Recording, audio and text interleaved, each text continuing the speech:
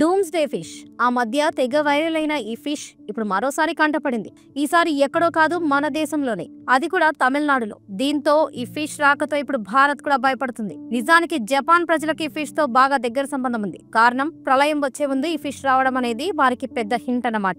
ఇప్పుడు తమిళనాడులో కనిపించడంతో దేశమంతా వణికిపోతుంది. మరి ఇప్పుడు భారత్ కు నిజంగానే ముప్పుందా? బ్రహ్మం గారు కూడా ఈ చేప గురించి ముందే చెప్పారా? ఈ ఫిష్ లో నిజంగానే అన్ని శక్తులున్నాయా? ఈ ఫిష్ రాకతో జపాన్ వాళ్లకు ఎదురైన ఘోర ప్రమాదం ఏంటి? ఇందులో ఉన్న నిజమెంత అనే విషయాలని ఈ వీడియోలో తెలుసుకుందాం. ఎక్కడ స్కిప్ చేయకుండా చూడండి. ఈ డూమ్స్డే ఫిష్ ఇదేదో మామూలు ఫిష్ అనుకుంటే పొరపాటే. ఎందుకంటే ప్రపంచంలో అంతమవ్వడానికి ముందుగా కనిపించే సూచన ఇది. నిజానికి ఫిష్ నీటిలో నుండి భూమిపైకి సరదాగానో లేదా తప్పిపోయే రాదు. మరికొన్ని రోజుల్లో ఈ భూమి అంతం అవ్వబోతుందని చెప్పడానికే వస్తుంది. అందుకే ఇప్పుడు తమిళనాడులో కనిపించడంతో భారత్ మొత్తం భయపడుతుంది. అయితే ఫిష్ ను ఓవర్ ఫిష్ అని కూడా పిలుస్తారు. ఈ ఫిష్ ఒక కన్నుతో గతాన్ని కూడా చూస్తుందని తెలిసింది. ఇంతకు ఏం జరిగిందంటే, ఇటీవలే తమిళనాడులో మత్స్యకారుల వలలో దాదాపు 30 అడుగుల పొడవున్న డూమ్స్డే ఫిష్ చిక్కుకుంది. ఇక ఈ చేపను చూసి వారంతా భయపడ్డారు. ఇక ఈ ఫిష్ కనిపించిందని చాలా మంది ఆందోళన చెందుతున్నారు. ఖచ్చితంగా ముప్పు రాబోతుందని భయపడుతున్నారు. ఇక దీనికి సంబంధించిన వీడియో కూడా నెట్టింట బాగా వైరల్ గా మారింది. ఇక ఇందులో ఒక 7 మంది ఈ ఫిష్ ను పట్టుకున్నట్లుగా కనిపించగా అది ప్రాణాలతో లేదని తెలుస్తుంది. ఇక ఈ వీడియో చూసిన వారంతా షాక్ అవుతున్నారు. ఇక భారత్ లో కూడా ముప్పు ఉందని, ఇక్కడ కూడా సునామీ, భూకంపం రాబోతుందని అంటున్నారు. ఇక మరికొందరు ఈ చేప గురించి బ్రహ్మం గారి కాలజ్ఞానంలో కూడా ఉందని, ప్రళయం వచ్చే ముందు సముద్రం నుండి వింత జీవి వస్తుందని, ఇది వచ్చిన కొంతకాలానికే పెద్ద పెద్ద సునామీలు వస్తాయని అన్నట్లుగా ఉందని, బహుశా అది ఇదేనేమో అని అనుకుంటున్నారు. ఇక లాస్ట్ 25 రోజుల్లో కూడా ప్రపంచం మొత్తం ఈ ఓవర్ ఫిష్ 4 సార్లు కనిపించింది. అంటే మొదట తమిళనాడు కనిపించగా, ఆ తర్వాత ఇటీవలే అనగా జూన్ 2న టస్మానియా వెస్ట్ కోస్ట్ లో కూడా 3 మీటర్ల పొడవులో ఉన్న ఈ ఓవర్ ఫిష్ కనిపించింది. ఈ ఫిష్ ఫోటో కూడా సోషల్ మీడియాలో వైరల్ అయింది. ఆ తర్వాత ఒకే దేశంలో వేర్వేరు ప్రాంతాలలో వరుసగా 2 సార్లు ఈ ఓవర్ ఫిష్ కనిపించింది. అది ఎక్కడో కాదు, న్యూజిలాండ్. ఈ దేశంలో డ్యుండిన్ సిటీకి దగ్గరలో ఉన్న ఒక బీచ్ లో మొదట ఒక ఓవర్ ఫిష్ కొట్టుకొని వచ్చింది. ఇక రెండోసారి కూడా బర్డ్లింగ్స్ ఫ్లాట్ అనే సిటీకి దగ్గరలో ఉన్న బీచ్ లో కూడా తలలేని ఓవర్ ఫిష్ కనిపించింది. ఆ మధ్య ఇది మెక్సికోలోని ఒక బీచ్ లో కొంతమందికి ఈ ఓవర్ ఫిష్ కనిపించగా ప్రపంచ వ్యాప్తంగా ప్రజలు భయపడ్డారు. వరల్డ్ మీడియా మొత్తం, ప్రపంచ వ్యాప్తంగా ఉన్న పెద్ద పెద్ద న్యూస్ ఛానల్స్ అన్ని ఈ ఫిష్ గురించి తెగ చెప్పుకొచ్చాయి. ఈ చేప సముద్ర తీరంలో కనిపించిన ప్రతిసారి ఏదో ఒక ప్రకృతి విపత్తు వస్తుంది. అది భూకంపం కావచ్చు, పెద్ద సునామీ కావచ్చు. అందుకే ఈ చేప మనుషులకు కనిపించిన వెంటనే ఆ ప్రాంతంలో ప్రతి ఒక్కరూ అలర్ట్ అయిపోతారు. రాబోయే ప్రకృతి విపత్తుకు సిద్ధమైపోతారు. అందుకే ఫిష్ తీరానికి వచ్చిన వీడియో వైరల్ అవడంతో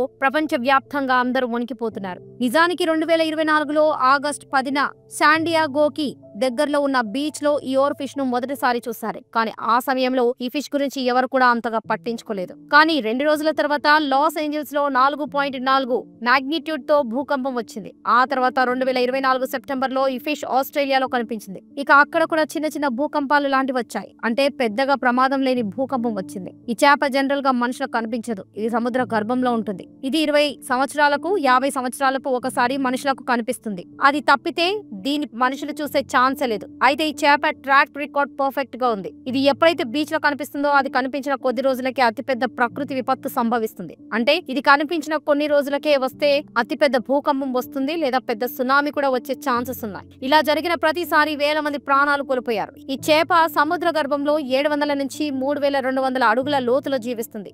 మనుషులు ఏదైనా డీప్ వాటర్ ఆపరేషన్ చేసినప్పుడు లేదా డీప్ ఫిషింగ్ చేసినప్పుడు మాత్రమే ఇది బయటకు వస్తుంది. మిగతా సమయాల్లో అస్సలు బయటకు రాదు. జపాన్ కల్చర్ ప్రకారం ఈ చేపను ఎర్త్ క్విక్ ఫిష్ అంటారు. ఎందుకంటే జపాన్ వాళ్ళు ఈ ఫిష్ కనిపిస్తే చాలు సునామీ లేదా భూకంపం ఖచ్చితంగా వస్తుందని కన్ఫర్మ్ అయిపోతారు. అలా రియల్ గా చాలా సార్లు జరిగింది కూడా. 2011లో జపాన్ లో ఒక అతిపెద్ద సునామీ వచ్చింది. అందులో వేల మంది ప్రాణాలు కోల్పోయారు. జపాన్ కి బిలియన్స్ ఆఫ్ డాలర్స్ ల నష్టం వచ్చింది. ఇక ఇప్పటికీ జపాన్ ఆ సునామీ నుంచి కోలుకోలేదు. అయితే ఇక్కడ విచిత్రం ఏంటంటే, ఆ సునామీ వచ్చే కొన్ని రోజుల ముందు ఈ ఓవర్ ఫిష్ లు అక్కడ బీచ్ లో కనిపించాయి. ఒక 15 ప్రాంతాల్లో విచిత్రమైన చేపలు కనిపించాయి. సాధారణంగా ఇలాంటి చేపలు తరచూ బయట కనపడవు. 10 సంవత్సరాలకు 20 సంవత్సరాలకు ఒకసారి మాత్రమే కనిపిస్తాయి. జపాన్ లో ఇవి కనిపించిన వెంటనే చాలా మంది అలర్ట్ అయిపోయి అక్కడి నుండి పారిపోయారు. ఈ చేప గురించి జపానీస్ కల్చర్ లో కూడా వివరించబడింది. జపానీయుల నమ్మకం ప్రకారం ఈ చేపకు కొన్ని విచిత్రమైన శక్తులుంటాయి. వాటితోనే ఇది భవిష్యత్తును అంచనా వేసి సముద్ర గర్భం నుంచి బయట తీరాల్లోకి వచ్చి మనుషులకు వార్నింగ్ ఇస్తుందని నమ్ముతారు. నిజానికి దీనికి ఎటువంటి సైంటిఫిక్ ఎవిడెన్స్ లేవు. కానీ జపాన్ వాళ్ళు ఈ విషయాన్ని బలంగా నమ్ముతారు. అందుకే రీసెంట్ గా మెక్సికోలో ఈ చేప కనిపించడంతో ప్రజలు భయపడ్డారు.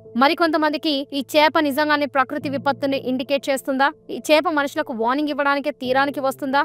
అసలు ఈ చేపలో అతిథ శక్తులున్నాయా అని డౌట్ పడుతున్నారు. అన్నారు. కానీ ఈ చేపలో ఎటువంటి అతీత శక్తులు అయితే లేవు. ఇవి మనుషులకు వార్నింగ్ ఇవ్వడానికి తీరానికి రావట్లేదు. కానీ ఇది కనిపించిందంటే ఖచ్చితంగా భూమి లోపల ఏదో పెద్ద జియాలజికల్ యాక్టివిటీ జరిగిందనే అర్థం. ఎందుకంటే ఈ చేపలు సముద్రం గర్భంలో జీవిస్తూ ఉంటాయి. ఒకవేళ సముద్రం గర్భంలో భూకంపం ఏర్పడితే అది సునామీకి దారితీస్తుంది. అయితే సముద్ర గర్భంలో భూకంపం వచ్చే ముందు ఈ చేపలు బయటకు ఎందుకు వస్తాయంటే భూకంపం ఏర్పడినప్పుడు సముద్రంలో వచ్చే మార్పుల్ని ఇవి తట్టుకోలేవు. అందుకే ఎప్పుడైతే సముద్ర గర్భంలో సెస్మిక్ యాక్టివిటీస్ జరుగుతాయో ఈ చేపలు బయటకు వచ్చేస్తాయి. ఇవి బయటకు వచ్చిన కొన్ని రోజులకే మనకు పెద్ద భూకంపం లేదా సునామీ రావడం జరుగుతుంది.